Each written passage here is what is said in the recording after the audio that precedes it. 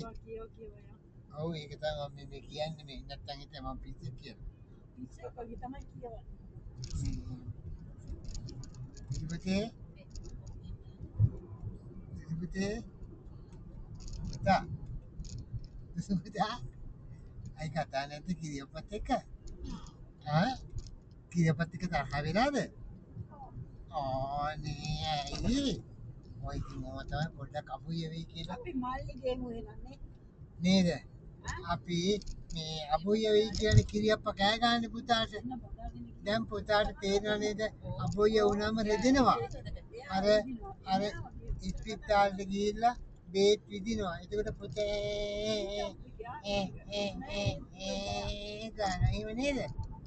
ඉතින් ආයේ පුතේ අපි හිමීට යන්න ඕනේ. ආයේ කොහෙවත් යන්න. කිරියම්මට කියන්න ඕනේ. මේ කිරියම්මට කියන්න ඕනේ. එළියට යනවා නම් කිරියම්මට කියන්න ඕනේ යනවා කියලා. හරිද?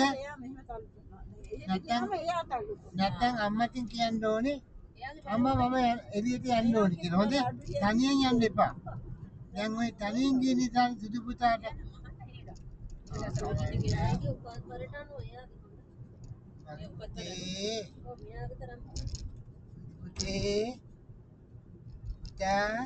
ඔඩේ එක ලයිට් නෑ.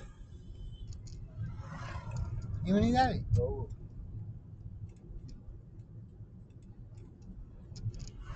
අනේ ඒක බුලු ගන්න යනවා වගේ.